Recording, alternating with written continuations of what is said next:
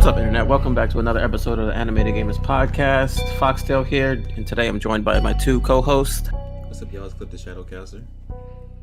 Ryan G, the Medicine Man. Today we'll be talking about some newer stuff that's been out lately. Monster Hunter Rise, Falcon and Winter Soldiers episode 1 through 3, and a movie we just saw yesterday, Godzilla vs. Kong. So before we get into that, how you guys been? I've been good, man. Playing a lot of Monster Hunter. I just completely dropped Persona to play this game, so I'll get back to it eventually. But Monster Hunter's been taking over my life. Even when I'm not playing it, I'm thinking about it, watching YouTube videos about it, thinking of different combos. It's really on my mind. But other than that, made it to Shippuden. I'm like 3 episodes in. And yeah, aside from that, just been chilling, man. What about you, Ron? Yeah, same, man. I just been chilling. I see you guys playing a lot of that Monster Hunter. I see you guys been posting in the Discord too, all these tips and tricks and whatnot. I haven't played much Dead by Daylight. That's about it. I haven't really had much time to play the game. I picked up Vikings, Valhalla again the other day. They actually got a lot of stuff. Just put that John down. Put it down. I'll catch you up. You should play some other games instead. There's actually a lot of new stuff there. I don't even know if you know about it, all the raids and stuff they got going on in there now. It's actually pretty dope. I wanted to play it for like 4 hours the other day. Didn't even realize it. Just raiding villages. It's kind of dope. Yeah, I heard about the raids a while back when they first dropped it. It's hard for me to just go back into a game even when they drop DLC, because like by that time, like I beat that game and I jumped on over to something else, and then for me to go back to it and then get committed to it, it's just a lot of time. But I'll probably eventually go back and do some of those DLC that drop. I think new missions drop, and like you said, raids and whatnot. So I'll jump back into that eventually. But yeah, same thing with Cliff. I've been playing a lot of Monster Hunter Rise, man. So might as well just jump into the first topic. So Cliff, I know like you're new. I don't want to say new to the franchise because you did play World a little bit. But what do you think of Rise, man? Being, I guess, a newer player to it. Yeah, newer player. I played some of World when it dropped, and I was a fan of it. It was pretty good. And then I got maybe a quarter of the way through the game, maybe 30%. Up until you have to fight on a creature's back or something like that. You had to like defend a wall. But anyways, and then I just got tired of the monsters just running away from me. I just, whooping their ass, they're running away, and then timer running out. And that got super frustrating. But this time around, I think the combat is a lot better. And it's added a lot of mobility too. So you don't have to sit there and run on foot and get tired. You have the Palamute now. So it's a lot more accessible and easier to just get into the battling and not have to worry about the chasing aspect of it. Yeah, I feel that. Like, I played World, as you guys know, for hundreds and hundreds of hours. And I would say, like, Rise has, like, a leg up on World solely on the fact that how fast you can get around the map now. Like, the Palamute is probably the best thing they added to this game. Out of everything here. Say that again, Ryan? I was about to say, is that the thing that you guys be riding on when I watch the show? Yeah, the little dog and whatnot. Yeah. But it lets you get around the map so much faster, and it's like out of everything, out of the new weapons, armor, monsters, whatever you want to call them, like the Wyvern riding that they added, the best thing that they added to this game was that Palamute. You can cover so much ground now. Yeah, I like the wire bugs too for mobility, but also for the attacks that they have too. So you're talking about the different, I guess, X and A attacks that different weapons have. It's pretty dope too. That not every weapon is exactly the same. I think there's 14 weapons and they all have unique abilities and combos. So it's not, you can step into it and still have a good time. But this, at first I approached it as a button masher, but it's definitely not a button masher. There's complex combos and things like that you have to take into account too, which I really love about this game. Mm-hmm. That's why you can go to that training area with all 14 weapons. It lets you get used to everything and show you the combos and breaks it all down for you. So I'm the gamer like training area. I don't need to fucking train. Come on now, I've been playing games. Training area. Almost 30 years now. I don't need no training area. What about you, Ron? What are your thoughts on the game? I know you don't play it or anything because you don't have a Switch, but like on the outside looking in, like what do you think? Outside looking in, I mean, it looks fun. I mean, I'm getting FOMO, so I've been looking at Switches. I might buy one just to play, just to hate on it. But $300 just to hate on the game. Okay, player. Okay, player. You got the player haters fall over here. Player hater of the year, right over here. It looks like a lot of fun, honestly, and just to hear you guys' excitement about the game, that always makes that always makes the game fun too. Like just hearing someone else talk about a game, like someone can talk you into buying the game, even if it's not your style of game, just because their excitement for it, and that's kind of what happens. I see a lot of guys, you guys included in the Discord, playing about it, talking about it, and it gives me FOMO a little bit, it makes me want to play, and it does seem really really fun. It's not even like I didn't even like a Monster Hunter. It's just that it took too much investment to get into it, and I didn't have that investment to give. So every time I picked it up, I would play for like a week, 2-3 hours here and there, throughout of a week, and then I won't pick it up for another week and a half, and then and when you load it back up, you forget your equipment. What was you doing? Who Mm-hmm. you forget, and once you lose that part of the game, that's kind of it. Like the game is lost to you. And then they dropped DLC, that winter DLC, and then I was going to play it then because it's supposed to be like a whole new expansion. Yeah, It had yeah, it had nothing to do with the original game content. So I was like really excited to do that, and then I just never did. So it's not even like that I don't like it. It's just that I know it requires a commitment that I just don't have. I just don't have.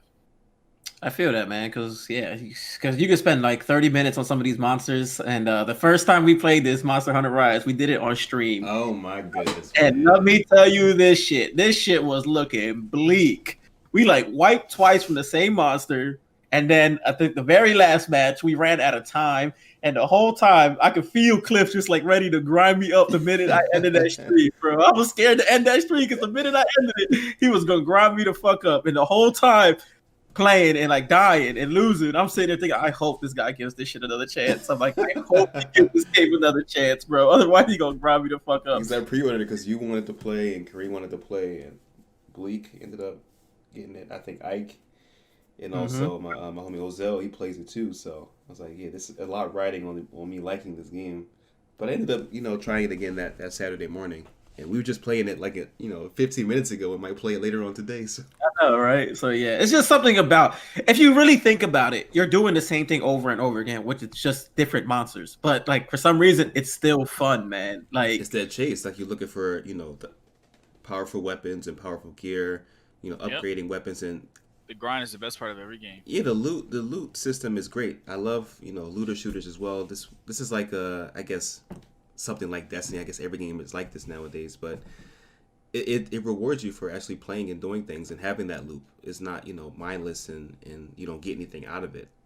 And the difficulty ramps up too, like those rampages. Those are some trolls, but they're really fun and rewarding. Once you finish it, you feel accomplished.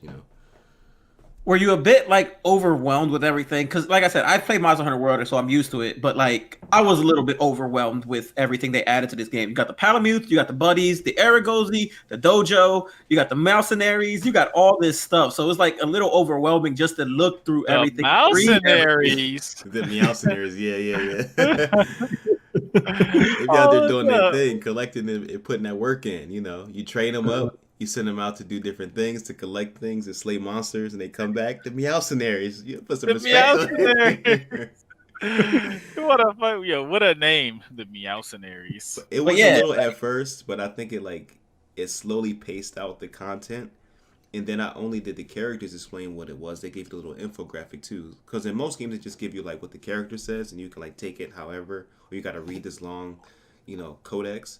But I think they gave it to me in a digestible way that, some things I won't say I forget to check on, but I like how they like some things, 3 or 4 quests into it, they give you a notification like, hey, this is done, or go check on this person. The person's looking for you. So they make it really easy to not get lost in the shuffle of things. Definitely. Yeah, I love when a game like that does that. Like, one of my biggest gripes about Tales of Persona. Vesperia? Yeah, Vesperia. You won't play Persona. That's what it is. I can buy 2 games exclusive. But Tales of Vesperia is that it's kind of straightforward. But once you're in the world, like once you talk to someone and get a main quest or whatever, like they'll tell you they're to the east or the north or whatever the case may be, and it's open world. You could roam open world, so it's kind of like you can go the other way. You eventually probably will find what you had to do because there's only but so many places to go. But you would spend a lot of time just like, wait, what did they say? Where do I gotta go? What I gotta do? So I do love when, especially when an RPG game can tell you, kind of just nudge you along. Don't give me the answers, but just kind of remind me, hey, don't forget you're supposed to go to such and such town. we have to go get something there or whatever. And I'm like, oh, okay, yeah, that's right. That's what I was doing because it's easy to get sidetracked in RPGs. Yes, they do Easy. well. And then they have in their HUD on the top right, it lets you know the two different quest paths that you have, one for story and one for online.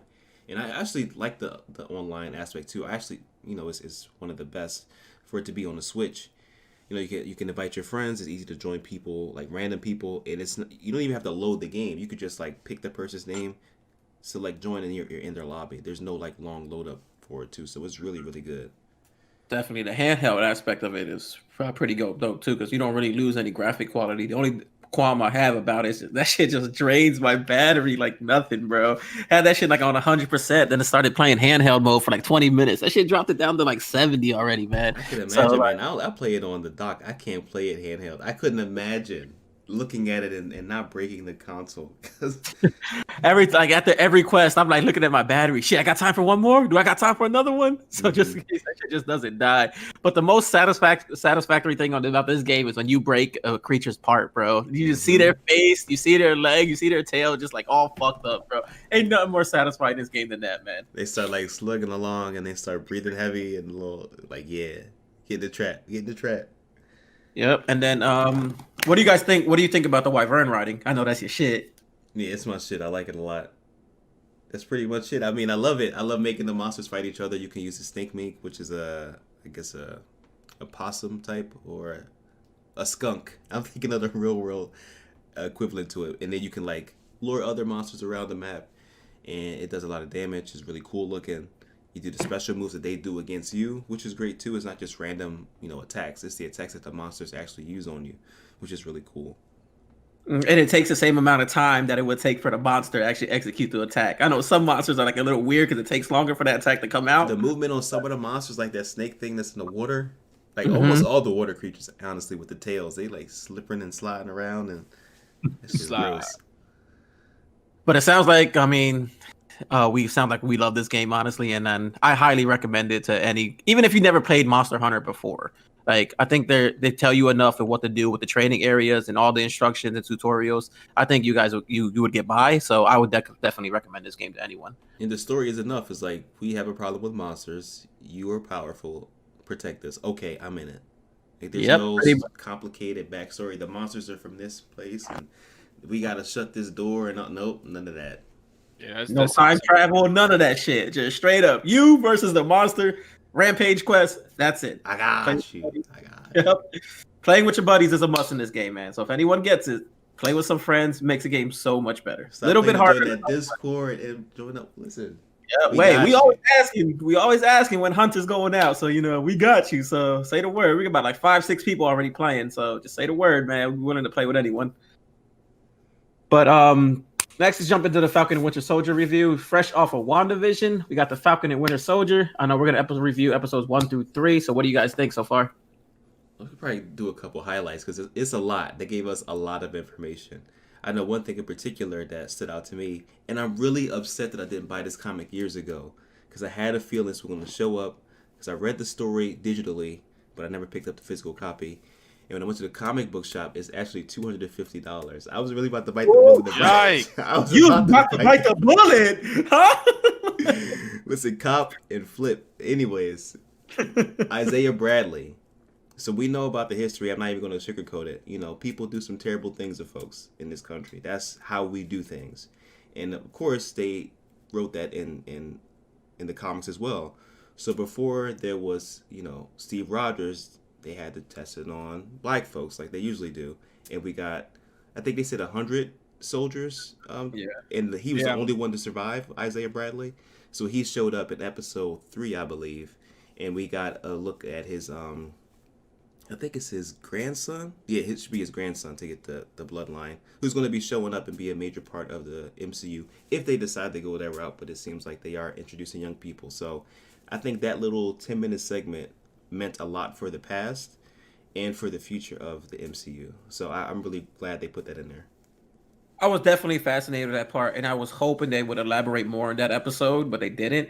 So I'm hoping like maybe episode 4, 5, 6, they touch base on that a lot more, because I knew nothing about that, and just like seeing that kind of just like fascinated me so much. Like I didn't care about anything else at that point.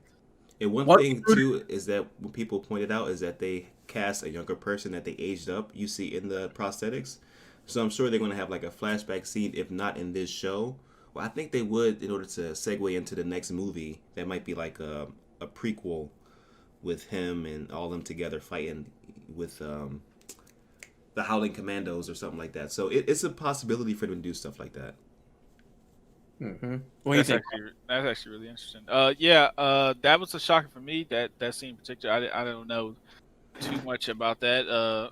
But it was like, what the hell? Oh no, hold on, some such shit going And then you on. think about it, you're like, oh, of course, right? Yeah, right, and, Mhm. and and it was, of course. I mean, if you really get into the history of, like, a lot, most of the war, especially World Medicine War and One. everything, all that. Yeah, yeah, especially a war. I mean, minorities in general, wasn't just blacks, but it was Italians too at the time too. Was put like on the front lines of like World War One, like as cannon fodder. Literally, it was Operation Cannon Fodder. So their plan was to put them on the front lines and then shoot from behind them, which is crazy to think that you were just going to use people like that. But whatever though. So to see his anger like that too was very interesting, because my granddad, who served, I think in both, I think Nam and World War Two, if I'm not mistaken. But anyways, he kind of had that anger too, in a way, where it was that little bit of anger, not like towards us, but towards of anything that had to do with that era, that time, like, if it came to something like that. So to see that anger of him come out, like, man, you the reason why, like, they did what they did to me and all this other stuff, that was actually really interesting to see. I definitely wish they dove more into that, in a way. In the new Cap, and I hate even call him that. He seems like an arrogant prick, super privileged, and all those things. So I kind Like of feel Captain like, I mean, America should be right, Yeah, but right. in he doesn't have 2021. he doesn't have the super soldier serum in him, right? He's just the regular dude, just wearing the Well, costume.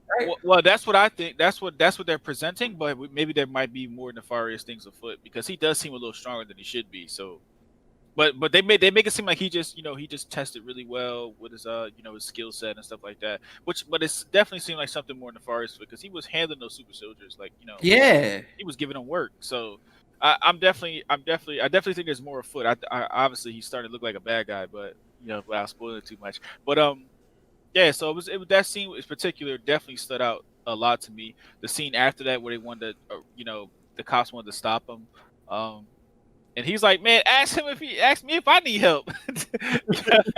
He the one with the bionic arm and all this other stuff, and all that stuff, which is definitely relevant to today, what's going on in social justice stuff. But it was that scene in particular was very interesting to me, because it didn't give me as much as I wanted, but it gave me enough to know, like, I could speculate on what was going on or what Yeah. happened.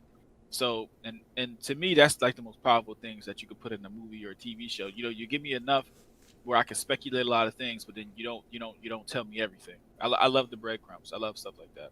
I'm glad you said that, but kind of related. But they mentioned how they were going to explore some topics when it comes to race and things like that, and it's not. I'm going to flat out say it's not their responsibility to do that type of stuff on like a grand scale, but they said it, so it kind of feels though they're not doing enough. I would have been more.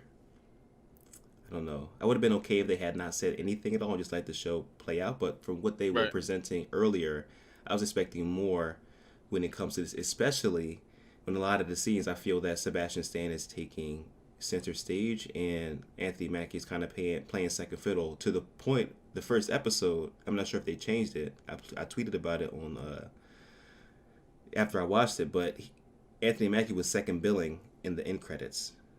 He wasn't top bill, which was kind of weird. But ever since then, the second episode on, he's been top bill, and I was mindful of that, because it was just kind of weird throughout the whole press junket. I watched the press releases and things like that, and listening to people review it. A lot of people are putting Sebastian Stan on the front and center, and I feel having some feelings about that, especially considering what they're saying about the show and what they're trying to do. Mm-hmm. Yeah, yeah, And yeah. is it? Are you guys realizing or seeing any of those things, or is it No, just I like, definitely ever since like episode Yeah. 1, where Anthony Mackie was like the main dude, and then once they started introducing like with Sebastian Stan a little bit more, you could see him just like kind of having more lines, just taking over the whole show. And like I noticed that too. Like, so you're not the only one to notice it, but Yeah. like it's definitely a little sus going on there. Yeah, I agree. that's definitely not even like speculating what's going on. That's definitely what's going on. Even the German villain, I can't even. Zemo, my boy Zemo with the dance moves. Yeah. He got the moves. Yo, I'll say this, bro. For him to be, obviously he's playing the character, but his character to be like a Nazi or something. Boy, is fly as shit, bro. He is fly, motherfucker. The jacket, bro. The Yo, fur. When he Come put on the now. jacket on, he put the hat on, bro. That disgusting. Yo, he is fly. Yo, he flies, shit, bro. He always calm. He always chill. But I fucks with boy. But even him, he's like, and I get it. Like introduce a new character that episode. So and I know we're jumping ahead here, but them introducing him, and I get it. So he should have like made in front because he's the topic of this episode. But at the same time, even in that, so even going to the fact that Falcon, Mackie doesn't even have like any of his powers. He's kind of like at the whim of everybody else, like making him, like I feel like they're minimizing him a lot, and it is bothersome because I am noticing those things. But at the same time, I always consciously notice these things. But in this show particular, the fact that they even wanted to go that route by making us aware of the social injustice and stuff in episode, what was that, that was the first episode, right? Episode 2, and it's to them to continue down this path of like making him like, dude, he's following them around, like he's not even like the main because even in Man protagonist. Report, like it was Winter Soldier that was the main MacGuffin of that. Like he is dangerous. We have to get through this, and the whole fashion forward part about only Americans would think a fashion forward black man is a pimp. That line was like kind of, I get it, but why here? And then the thing with Marvin Gaye, like, why here? Even with the fucking when they were with Carter and they were trying to get her a pardon back to the U.S. Mhm. And it was like, how are you going to get me a pardon? And they pointed at Winter Soldier. It was like, well, he killed a lot of people. We got him a pardon. Okay, Right. But see, I think, and it's crazy that you even bring that up because even the missus and I was talking about it, and I mentioned that same thing you just said, and I said it's funny how now that we're kind of getting off to another topic here, but it's funny how we're all aware of all the social injustice stuff that's going on now. Minorities and us in general have been aware, but now people want to be consciously aware of it. Now you start to notice all those things in movies. Now you start to peep those little jabs and stuff. But at the same time, he was right. Only Americans would think that he was a pimp, and that's so true because only here would minorities in general just get treated bad or get subjugated to a lot of what's the word I'm looking for? I mean, I think that I do think some of the narrative is American specific, but I think the whole thinking brown folks are evil and stuff is a global phenomenon. That was. Oh yeah, I mean that the agenda has been pushed for however long. So yeah. And also that reminds me of my an idea I had last year is we should probably review some older like comedy cop movies and like really point out they say some weird shit like Rush Hour 2. The beginning of Rush Hour 2 is so bad with sexual harassment, bro. I'm like, I'm laughing at it, but this is like, why do you think they put this joke in here? Because this shit really happens. Yeah, so even though it's to be joke about it, like it happens. Dude, a lot.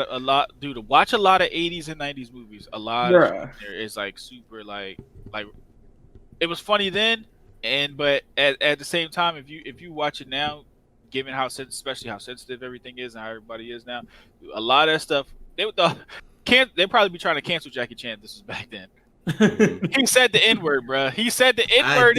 I dare anybody listening to watch any of those 3 movies or all 3 and not cringe. I challenge you. I know people hold those shows and those movies near and dear to their heart, but they're hilarious, but they're problematic.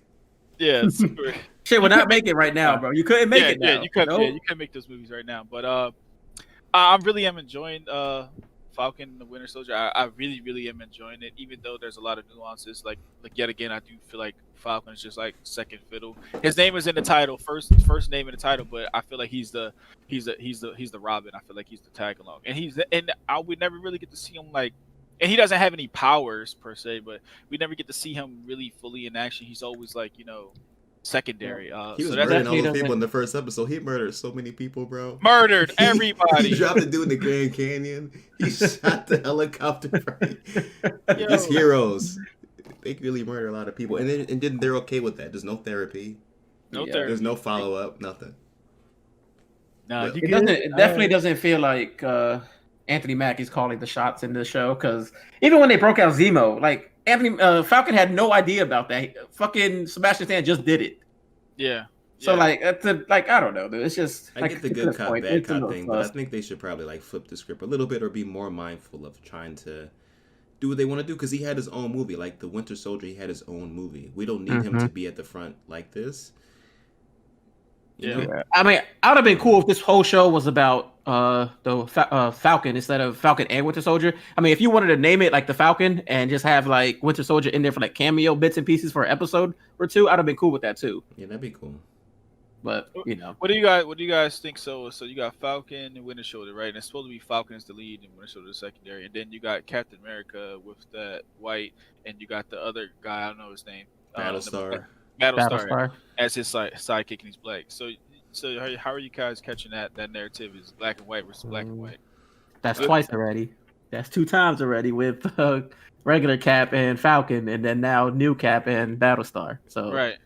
I just was like, I'm conscious of it, but I just roll my eyes with so much. I can't give it too many strikes, but it is something I'm conscious of. Especially in the back of the car when he said the last line, you know, I would love to have Cap's wingman with me. He's like, it's always that last line. You see, you see him as less than. You see him as instead of saying, you know, I'd rather, you know, you've worked with Cap, you should be with me, work with me. You see him as something less than, even though he's experienced, he's been doing this stuff, and it's taking down, you know, extinction level events. This dude is, you know, not to minimize what he's done, but Falcon he's done a lot of crazy shit in his time. Yeah, right. And then like the trifecta. What's the trifecta? Aliens, androids, and something else. Wizards. Wizards. Like even like for like for the Falcon to have the shield and then basically give it away to a Caucasian person. That's just so the way he got with the okie doke too. Remember when he came? Yeah, the okie doke. And imagine if you would have wrote the script where he kept that shield, no matter what happens, Winter Soldier is the sidekick.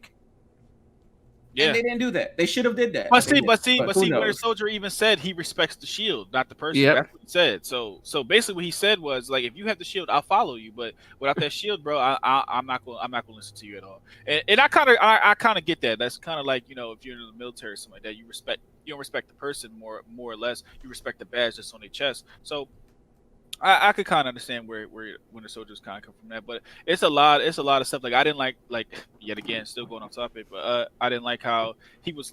How's the Falcon poor? How?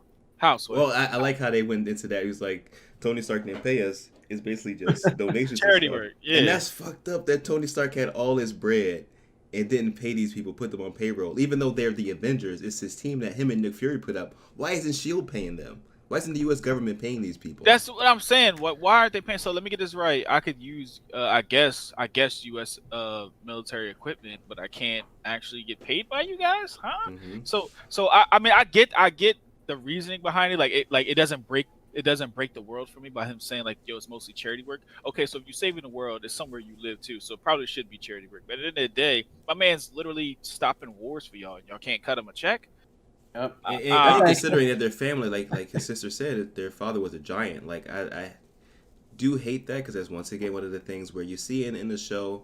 It's like, it's an obstacle, but that's some shit that you know all too well. That happens a lot. So you got this person who is a world saver. You know, he risking his life every day. And the dude's like, "Do you mind if I take a picture with your arms out?" I know, right? Like, come on, man. Alone, bro. Yeah, I just smacked the shit out, boy. Right. I know, right? So like it doesn't. Yet again, it doesn't break the world or the story for me because, but at the same time, it's like damn, that's kind of fucked up, bruh. So how about Cap? Was Cap doing it for free? Like what? So and where's Tony Stark's bread at? Yep, where's his bread at? Now? He not paying these people. He didn't put a fund aside for the Avengers initiative or something. He fucked with Spider-Man though. He gave Spider-Man his glasses though, but you know, whatever. That's like Bruce Wayne letting Superman's mom go into debt with his house. But anyways, he did the house. Yep. Gonna say it's the least I can. He paid for the funeral. So it's the least I can do. Well, my house. I'm about to foreclose on my house too. I don't know. I'll talk to somebody else. Anyways, moving on to a movie I was looking forward to for a while, Godzilla versus Kong. I know this joke got a lot of plot holes in it, but what did you guys think coming Bro. fresh off of it since we watched it yesterday? Clip The by the grind showed up. science, bro. It's turning the brain off, bro. The science in this, even though it's science fiction, of course, a big ass monkey and a big ass dragon thing or dinosaur. And for one, has his arms always been long, regular size? Because I thought he had like T-Rex arms. Yeah, Godzilla. yeah. He had Yeah, regular yeah. size arms. I didn't notice it to the third act, bro. When making Godzilla.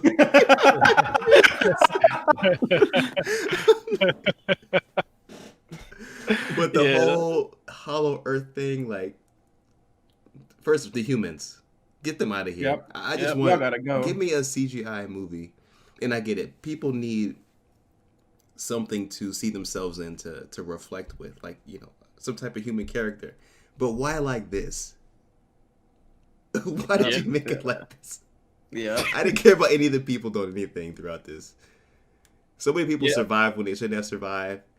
Nobody's watching this little girl that's in this show, in this movie. So apparently this girl connects with Kong. She's a Kong. You better say that Kong whisperer. And they allow this girl to just be with Kong and just all over the place, honestly, because she was outside on the deck at one point in the pouring rain. Anyways, if you could turn your brain off to the same effect, you know, with Hobbs and Shaw, but like to a more, I guess, a more severe degree, you can enjoy this movie. Because it looked fine. Like, the fights looked fine, and it was comprehensive, but some of the characters, you could have been without half the cast, I believe. Yep, I agree with that. I mean, I could have been cool with like an hour and a half of nothing but fighting against Godzilla and Kong. I didn't really need the story aspect of like the humans because they survived when they should have survived. My biggest thing about the humans was in Hong Kong when Godzilla showed up and these motherfuckers still eating in the restaurant and don't run until Kong shows up and they start rumbling. And how did the dad get there the same night? Because it was alluded that the dad was still in America when she called and said, "Hey, I'm in Hong Kong." If he's also in Hong Kong, you wouldn't say, "Hey, I'm in Philadelphia." Like, I wouldn't call you and say that. Right. So how did you get there during the same fight? How did they fly you in during this huge destructive fight? They destroyed all of Hong Kong, bro. That you got to just move. There's no rebuilding there. That's what I'm saying. That's why I said, man, the whole city gone in the night. Whole city, it's just gone. Billions are dead because for some reason it was just a regular ass Wednesday for them because they were still eating, they were still chilling, talking, and all of a sudden, when both of them were there, it's like, hold up, I think we should go. It's too late for that. But like I said, a lot of plot holes in this movie. My biggest pet peeve is like, when did they like block off Skull Island? Like, I don't remember that ever happening. Like, I watched it. Yeah, they never did it. So like, I don't understand. Like, we start the movie and Kong's in this like fucking barrier for some reason. And also, like, I don't know, I'm sure you guys felt the same way, but it felt like Kong was domesticated. Like they got him to do what they needed him to do. Like, they just domesticated, like he was some like pet or something. And that was always weird to me. Like, he woke up on a ship covered in chains and he's like calm as hell. They said, well, from the story perspective, what they said is the whole reason why he not acting crazy because the little girl was on the boat. But then like a whole Hollow Earth thing, saying Kong was from Hollow Earth. How, Sway? In other movies, you said he was born on Skull Island. He ruled Skull Island. So how was he born in Hollow Earth, and now he's the ruler of that? That just doesn't make sense. How did he get to Earth? Yeah. And also, how big is Skull Island? Or not Skull Island, Hollow Earth. Because at the end of the movie, when they jump down, first of all, Godzilla was able to shoot to the center of the Earth and through the black hole, because they had to go through like a whole black hole space. I don't know how else to describe what the fuck they went through to get down there. But you can shoot straight down there with one breath. Yeah. As Godzilla. And then Kong jumped. So hear me out real quick. Just think about picture this. He jumped into the ground, right? And then came out the other side the same day up in Hong Kong, right? Where was the like, how is that possible? You went through the entire Earth in just a couple minutes? It's Kong. All right. I feel that. I'll be quiet. I don't know. The fight scenes were dope. I will say that. We got a lot more action between the two than I thought we would. I thought it was going to be another Batman versus Superman where they fight for like 5 minutes and then team up against something else, which it did end up teaming up. But they did get a lot more fight scenes in than I thought they would. I mean, Godzilla won, so that's all that matters. That's a draw, bro. What you mean? No, Kong No. dropped the axe. He tucked it in. He's like, "You right." Yeah. Godzilla He dropped like, the help axe. me. He dropped the axe and was like, you know what? I don't even need this, John. See me. And he put his hands up. I don't know. He ain't want to square up. But okay, man. Who won out of Mecha Godzilla and Godzilla though? We'll talk about I that. mean, that's something different. He That's had it. guns and stuff. He had guns and automatic. Yeah, I never Godzilla get ain't during gonna- the movie. Ron was like, man, Godzilla don't need Kong help. That And joke then the camera went right back. Getting smashed through. There you Like a go, wrestling Kong's match. ass. In the turnbuckle and shit. He started giving him work. You started piecing him up. I enjoyed it for what it was. Yeah, same. It definitely was low key ass though. But I think it was ass. I don't think it was ass. I mean, I definitely think- not a plot hole. But if you take it for what it is, if you went in there expecting some Emmy award fucking movie, then You no, gotta take bro. it for what But it is, man. yeah, take it for what it is, and it was very, very entertaining, man. The best part of this movie, I don't care what nobody say, the slow mo jump off the boat from Kong. That jump was live, bro. He was on a dumping jack. That's what he was doing. I mean, yeah, if you He take said it, you take it for there was what no it was. vertical. That was 2 feet off the ground. He's 2 feet off the ground. My boy had no up. Boy. I mean, I enjoyed it. It was kind of like a dad flick. Definitely was. But I probably wouldn't watch it again though.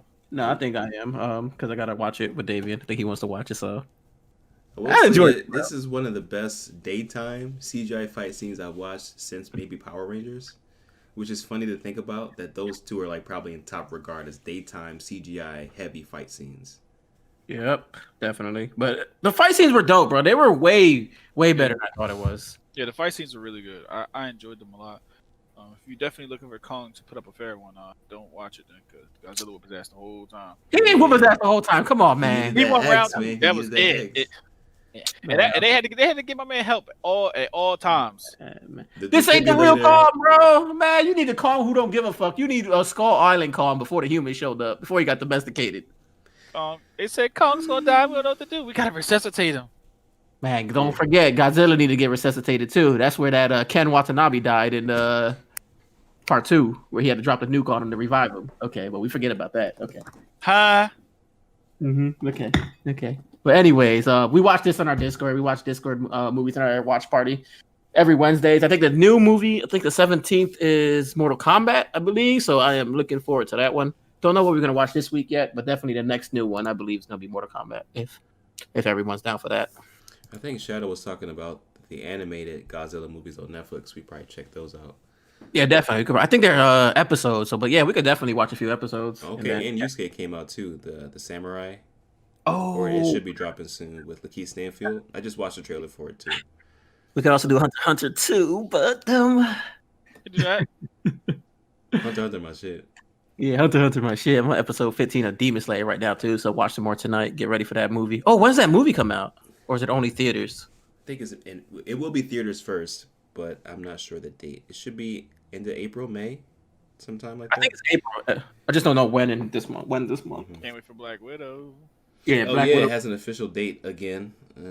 Though that trailer, I don't know. Listen, at the end, when Taskmaster jumps on a little grate thing with the sword in the floor, that scene for me, I got goosebumps. I loved it. It was amazing. We gonna check it out, man. I'll definitely get that one. We can definitely watch it on our Discord watch parties. But that wraps things up for us today, guys. Make sure, like I said, you guys catch us every Wednesday in our Discord.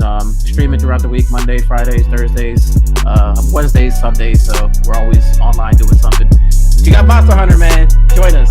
Don't be afraid to join us. We're always down to play. Until next time, guys.